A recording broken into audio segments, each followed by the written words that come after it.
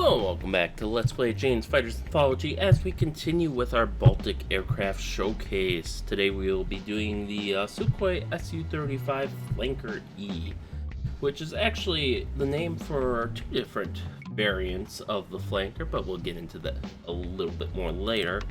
For now, let us set up our missions. So we are going to the Baltics here. And we'll be set up as Russia, and we're gonna make enemy forces. Actually, let me check here real quick.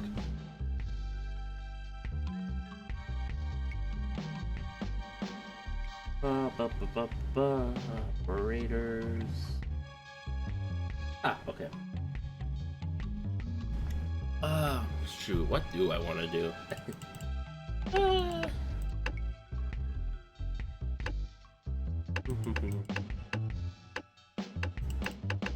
Yeah, let's do that. So, so what I'm going to do is set up an intercept mission here. So we're going to have, there'll be, as usual, 5 of us in our Su-35s. And then we will also be accompanying 3 MiG-31s. And the goal here is to take out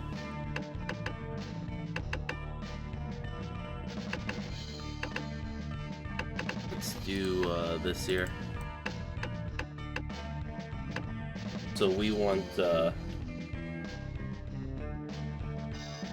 use some Raphael C's here. Actually, we should probably use the Raphael M's, as we will use a French E2C AWACS, which they do use them from their sole carrier, the Charles de Gaulle. And we will approach them from 50 miles, 40,000 feet, with some clouds, custom weapons load.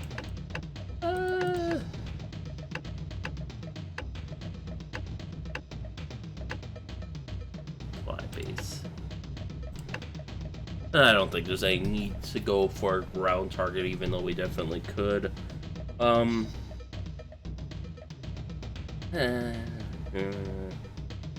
See, if I could set this up in a little more detail, like with the pro missions, I'd probably add in a ground target for like extra credit, but I can't, so.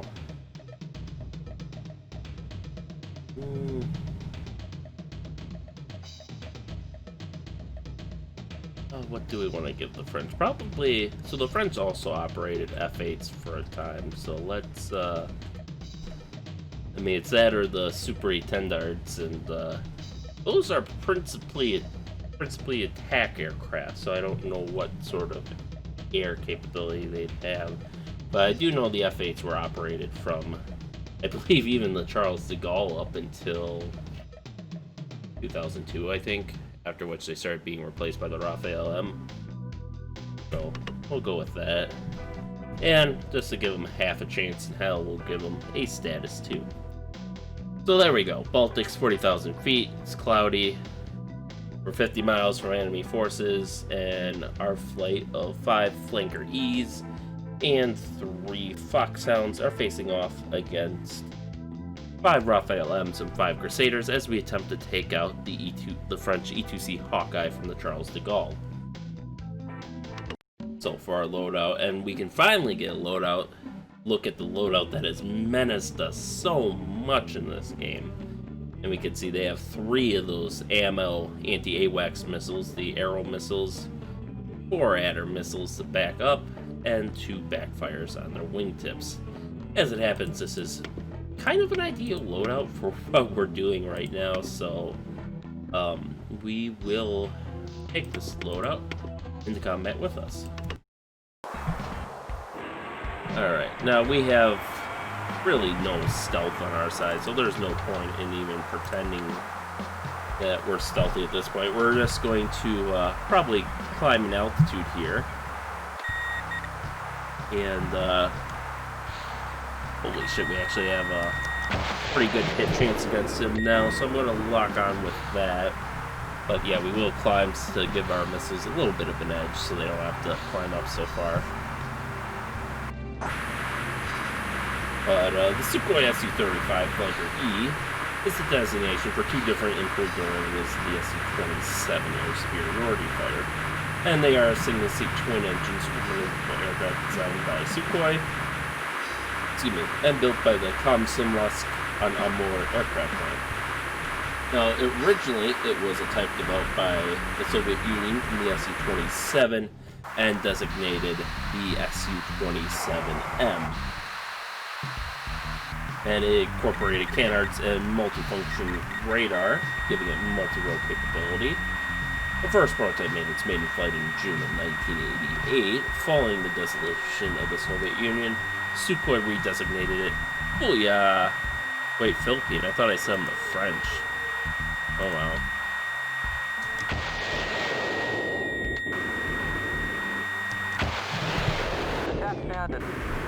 Let's go all in, boys. In any case, following the dissolution of the Soviet Union, Sukhoi redesignated it as the Su-35 to attract export orders. 14 aircraft were produced and used for tests and demonstrations. One had thrust vectoring engines and was in turn designated the Su-37, and the sole Su-35 UB two-seat trainer was also built in the late 1990s. Hey, I got that Raphael with the 33% hit chance. Fuck yeah. But,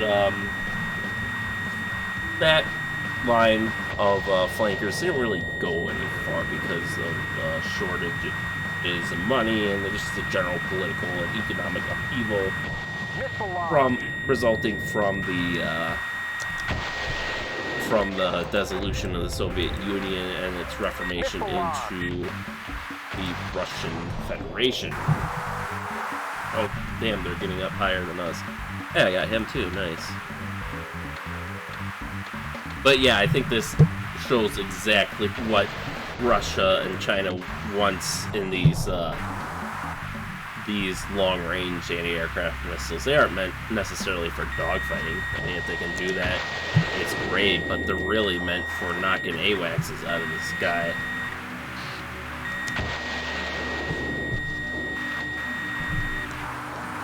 We're starting to run low on our long-range missiles here. Ooh, I forgot we have integrated FLIR, or infrared.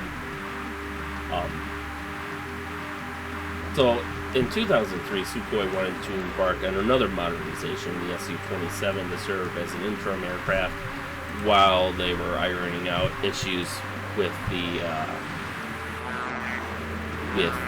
PAC-FA, which is still being worked on, even now, where I don't think it's quite achieved. Alright, mission accomplished. Everyone form up, and we will, I guess, head for this airbase and pretend it's Russian controlled.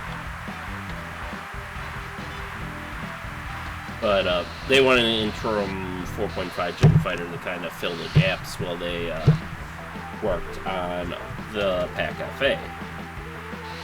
So that gives us. Do I have to reach out a little bit? Oh, there we are. Oh, that's not quite what we're looking for. This is, though. Yeah, right there. I guess you get to listen to most of this rant while we're, Ooh, look at that flanker wanker. Look at the flanker wanker. I'm sorry, I can't help myself. I'm a very immature person at times. But God, it's just so long. Look at how much it sticks out.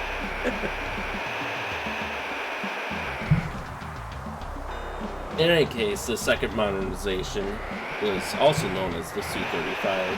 This version had a redesigned cockpit and weapons control systems and features thrust vectoring engines in place of the cannons, which is not represented by this aircraft. This one seems to be modeled more after the original Su-35 or Su-27M.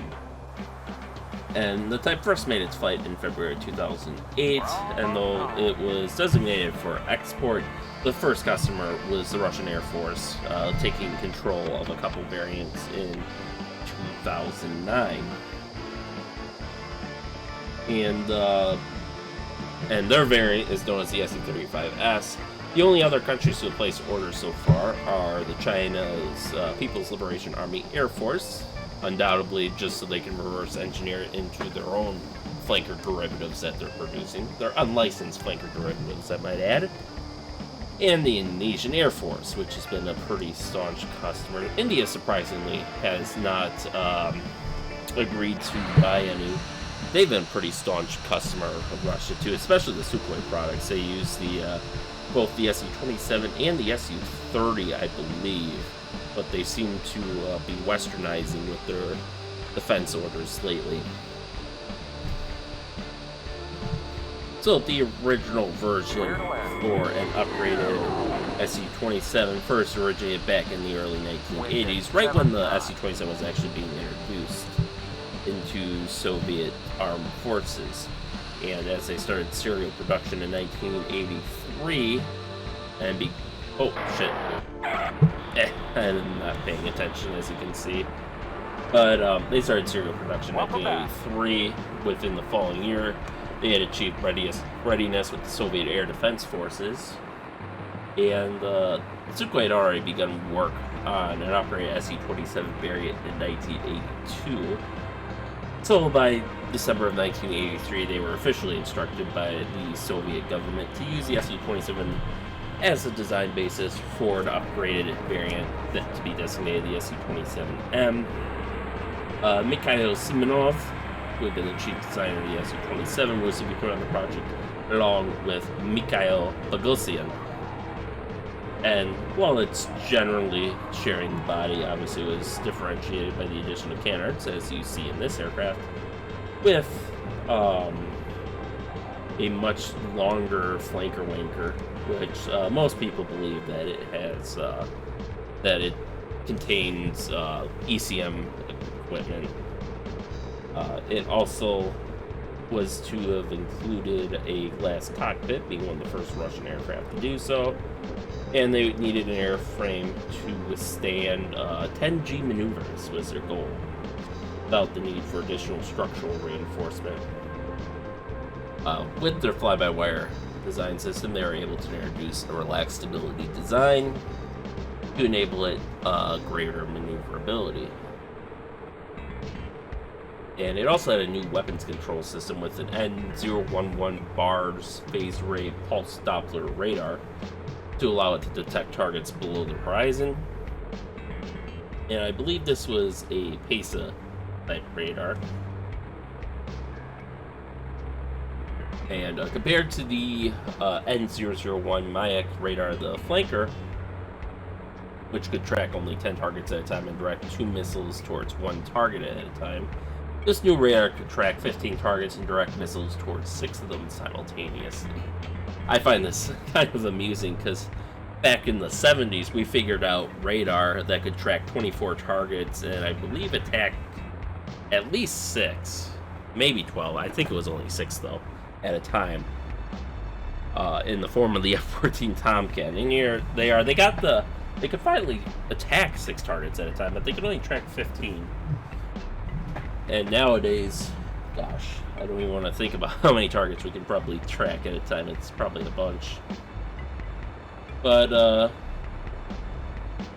actually the canards weren't even originally added for maneuverability purposes to the original Su-35 design. They were added because of the extra weight of the PESA radar at the front necessitated them in order to give them, the lift maneuverability. And they don't only figure out the maneuverability part later, though, and the aerodynamic part of it. They also had an N012 self-defense radar. Yeah, that's what it is, in this flanker wanker here. And this would have been the first in the world to have such a radar. That basically gives them some sight behind them, because most fighter aircraft, especially Western ones, typically only have a forward-facing radar, which gives you maybe somewhere between 30 and 90 degrees of radar coverage, depending on the aircraft and the radar. But this gives you something like this. I would expect maybe 20 degrees rearward which doesn't sound impressive, but it'd be enough to let you know if something's on your tail and trying to follow you. Obviously, it doesn't really necessarily protect you from... I suppose, depending on where the emitter is, it might even be able to see 30 to 45 degrees and catch you at this angle, too. And then here we see, I'm guessing these are, if not wingtip fittings for wingtip missiles, then it's probably ECM pods or something similar.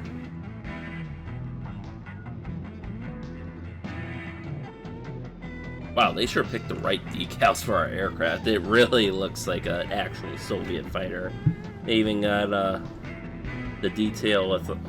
I think this is still the American-English derivative, but... I mean, it still looks right, you know? Especially that night there. So we can watch as our wingmen come in. But yeah, so they had that. And other changes included upgraded engines, increased use of composites, and aluminum lithium alloys in the aircraft structure. And in 1987, they started converting the first prototype from a flanker airframe at their plant in Moscow. They had the canards, but didn't have any of the other physical alterations, like changes to the wings or different leading edges and such. Made its first flight on 28th of June 1988, and they had a second prototype made in January of 89. But they even made a third aircraft, which made its first flight on April 1992, but by then the Soviet Union had disintegrated, and the ensuing economic crisis in Russia that lasted throughout most of the 90s meant the original plan to mass produce the aircraft were abandoned, and these ended up serving as test beds for various technologies, mostly like the fly-by-wire and the canards and stuff. Now, again in 2002, once Russia started sorting out all these economic issues, which, to be fair, they're kind of still dealing with, actually, especially with the new sanctions on them. But the Russia needed to update their legacy Su-27 flanker aircraft. So in 2002, they started integrating glass cockpits and improved weapon control systems to the existing aircraft, and that was known as the Su-27SM, which was the modified aircraft. But they wanted to follow up with a full-on modernization program, so in December 2003 they started that as the T-10BM program, which was then later on designated as the Su-35, which would be their interim solution while they were waiting on the Su-57, which would actually take lessons in design from the Su-35 program. And it was also going to be a single-seat alternative to the two-seat Su-30MK that it was on the export market at the time. And the Su-30 is honestly quite similar to the Su-35 in that they're both roughly equivalent to the Strike Eagle, in that they are variants of an older air-to-air only fighter that have been given multi-role functionality and general across-the-board updates. And I think I covered the Su-30 in the Chinese campaign.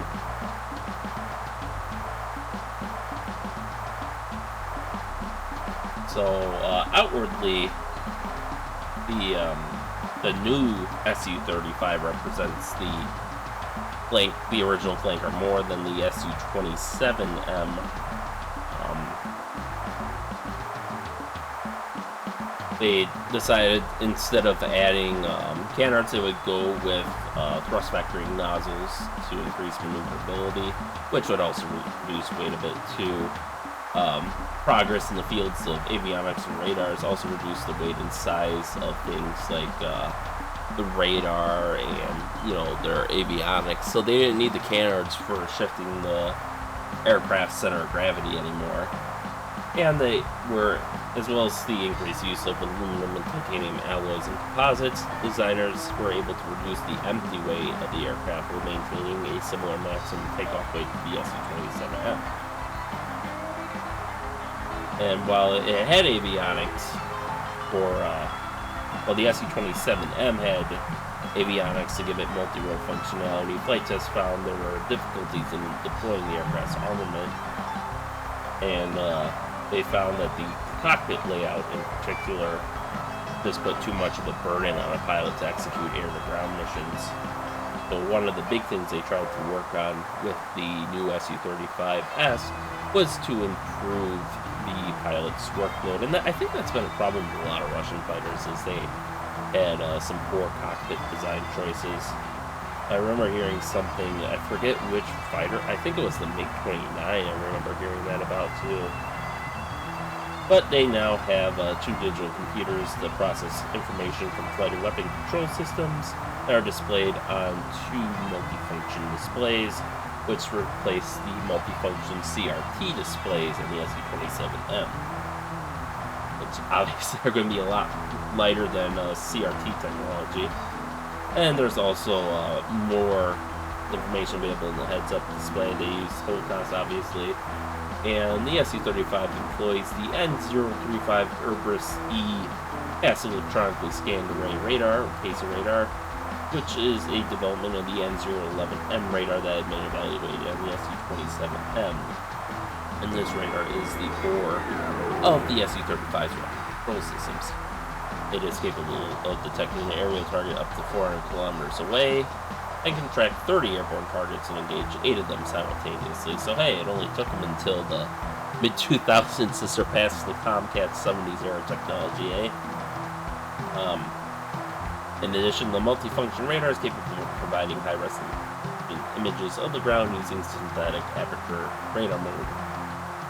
The aircraft is also equipped with an OLS-35 optoelectric targeting system ahead of the cockpit to provide other functions such as infrared search and track.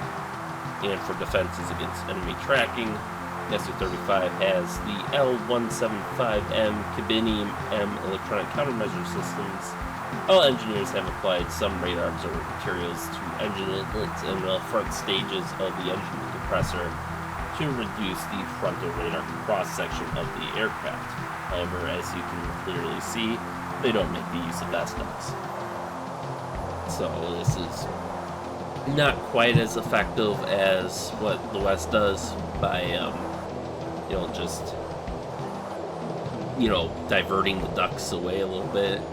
But I think this is a little bit, the Russians tend to have somewhat worse engines than the West, and they put all of their focus on speed and maneuverability, so they probably found that preferable to just putting S-ducts in.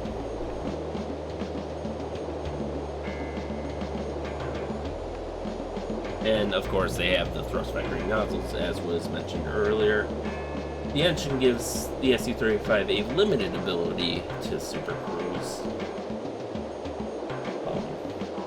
They don't say what limited ability is, but I assume it's probably something like similar to the F-35, where it can only supercruise for 150 miles or so.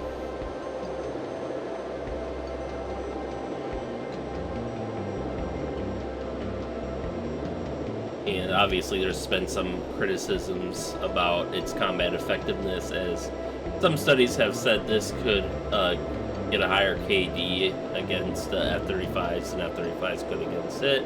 Other organizations have said the opposite. Honestly, we probably will never know until, unless they actually engage in combat. But my bet would be on the F-35 having the superior kill rate because of their enhanced stealth technology, which again, they see first, they shoot first, while the Su-35 is still searching for a target, especially with its older style PACER radar. Now, the first prototype of the new Su-35S was finished in mid-2007, and on February 2008, they took the aircraft aloft for their first flight, and they continue making a few more prototypes and test flights But on April of 2009, a day before its scheduled test flight, the fourth Su-35 prototype crashed during a taxi run at Izagami Airport. The aircraft struck a barrier at the end of the runway and was destroyed in a fire. The pilot ejected and sustained burn injuries, and the cause of the accident was failure of the engine management system, as a result of which the afterburner was not turned off. Holy shit. The Su-35 project was aimed primarily at the export market again. Sukhoi thought they could get maybe 160 aircraft, with particular emphasis on Latin America, Southeast Asia, and the Middle East. I read that as Venezuela, Indonesia, India, and then maybe like Syria and Libya. Some of the candidate countries, such as Algeria, Malaysia, and India, were already operators of the Su-30MK family. As the aircraft was to be available for export starting in 2010, the actual launch order for 48 Su-35S aircraft was placed by the Russian Defense Ministry at the 2009 MAX Air Show as part of a larger deal for 64 aircraft. During the type's international debut at the 2013 Paris Air Show, it was stated that there was an estimated demand for 200 aircraft split evenly between domestic and export markets. But it wasn't really until the end of 2015 when the first export contract was signed with China, by which point the Russian government had already placed a follow-up order for another 50 aircraft. The Russian government and state-owned Web Development Bank agreed to provide Sukhoi with capital for the aircraft's production, so they were able to start manufacturing the first aircraft in 2009. And the assembly of the first aircraft was completed in October 2010. And most of the tests were done at that point, so the maiden-production aircraft took its flight on May 2011 and would be delivered to Tubinsk to start state joint tests as they prepare the aircraft for service. Production did occur alongside trials, so some early production aircraft were later modified as a result of some of their tests. And in December 2018, the United Aircraft Corporation reported that the 100th serial Su-35S was produced at the Komsomolsk-on-Amur aircraft plant. As far as operational history goes, in 1996, 3 production Su-27Ms were delivered to the Air Force to perform weapons trials. And in 2001, the Air Force decided to transfer a couple of their Su-27Ms to re-equip the Russian Knights aerobatics team. And but they ended up being used as a source of spare parts for the other aircraft in the demonstration fleet rather than being the demonstrators. Again, they had the production contracts starting with 48 aircraft and expanding from there.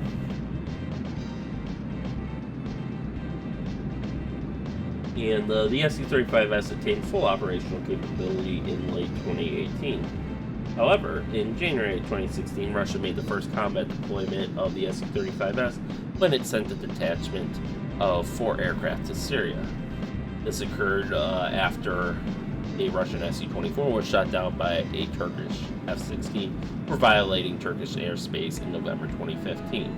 So they were deployed to Syria to provide air cover for Su-30SMs that were flying combat air patrols, as well as for other Russian aircraft when they were on bombing missions. And their combat deployment to Syria actually helped with the development of the aircraft, as they were able to find and resolve a couple of problems, for example, with the aircraft's avionics. They've also been carrying unguided bombs on their patrols that they would use opportunistically against enemy targets. And on the 20th of August 2019, 2 Russian Air Force Su-35Ss intercepted 2 Turkish Air Force F-16s over southern Idlib and forced them to leave Syrian airspace. In August of 2019, 2 Russian Su-35Ss intercepted an Israeli Air Force aircraft over the Med, preparing for a second wave of attacks in Syria. And they again intercepted several Israeli aircraft over southern Syria in September of 2019 to prevent them from carrying out airstrikes. Allegedly, there was another interception in September of 2019, a little over a week later, where they again intercepted Israeli aircraft preparing for airstrikes on Damascus. In October 2019, Turkish F-16 was intercepted and forced to retreat as it was attempting to bomb the Syrian Democratic Forces headquarters in Manbij. And on November 2019, Russian Su-35s intercepted an Israeli fighter during an airstrike on Damascus. And again, Israeli aircraft were intercepted in December 2019 as Israeli aircraft attempted to bomb the T4 airbase. So they've mostly been used in a deterrent role and haven't seen actual air-to-air combat yet, although with how tense Syria has been, that might change. Excuse me.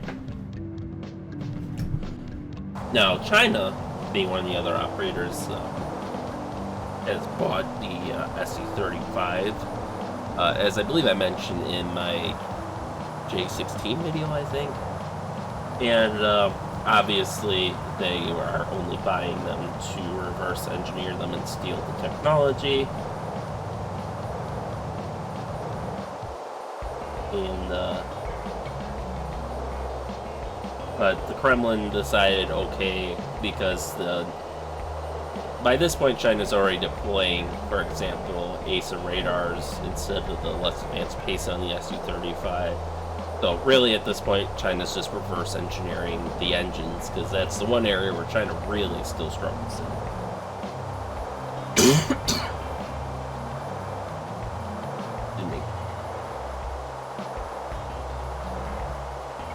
And China did insist that the export deal include Chinese-made components and avionics for the aircraft to bring the price down, and eventually the Kremlin conceded, which is kind of a big deal because that's a big chunk of the aircraft's price. And Russia officially didn't do any technology transfer, but we all know it's going to be reverse engineered. And they started receiving aircraft in December 2016. And they received another batch in 2017 and another 10 in 2018. And they're nominally in service with the People's Liberation Army Air Force. But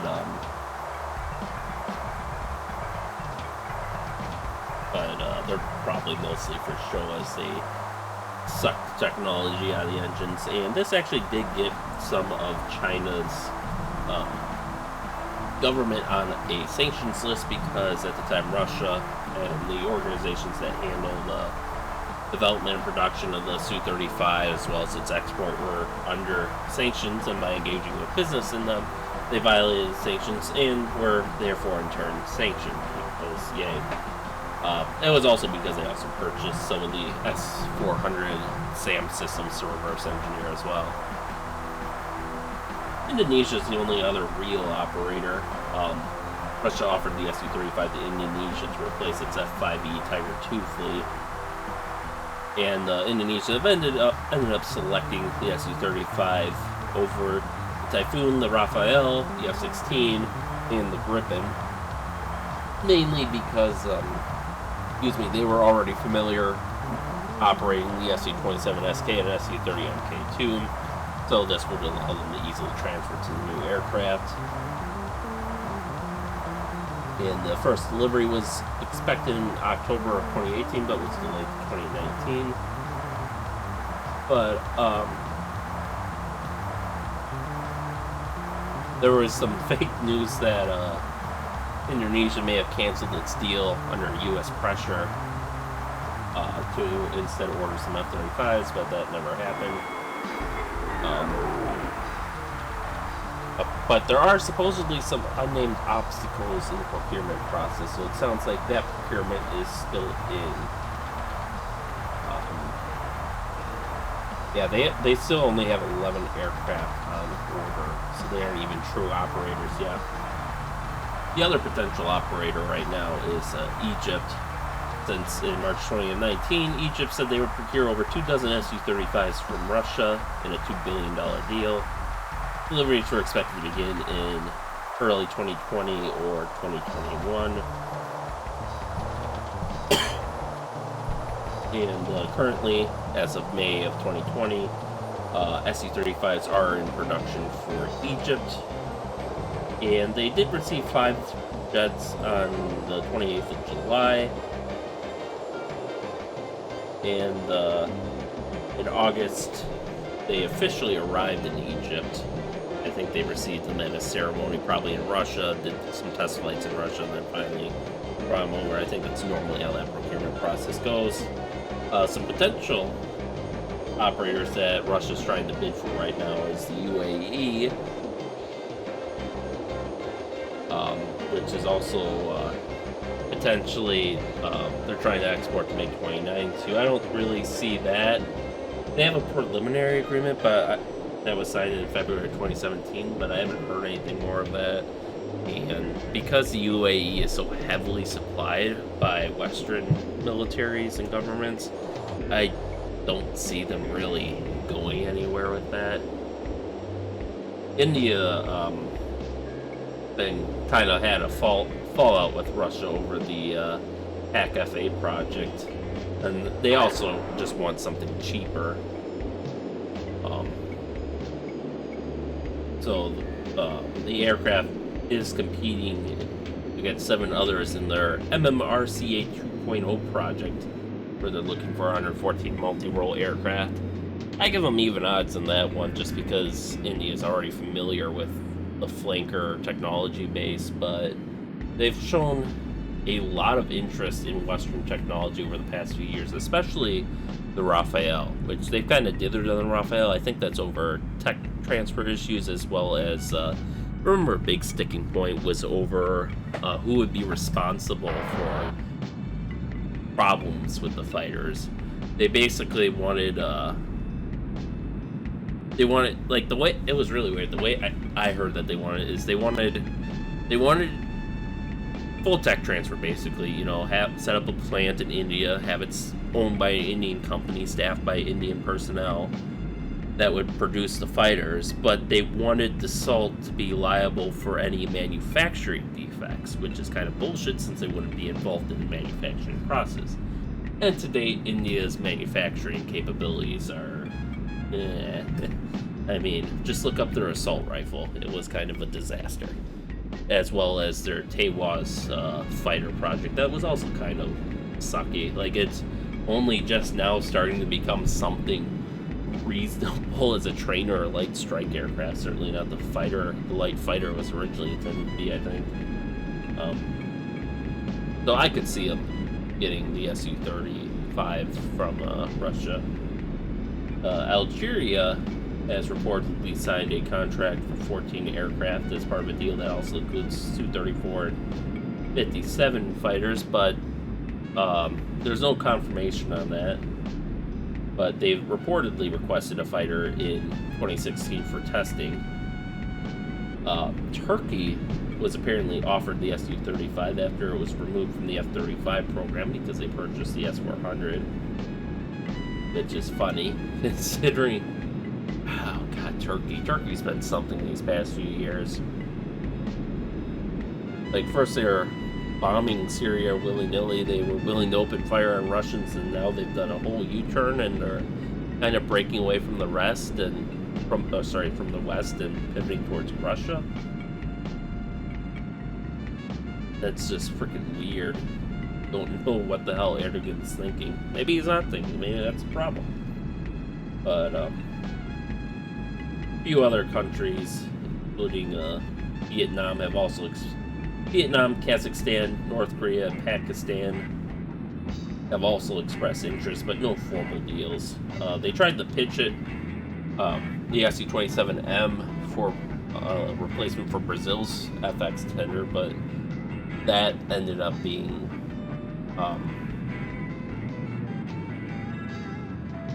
that tender was separate, actually, from the one that gave them the Gripen that preceded it, which that tender was scrapped in 2005, suspended in 2003 because of domestic political issues. But the Su-27M was winning that one, followed by the Mirage 2000 BR.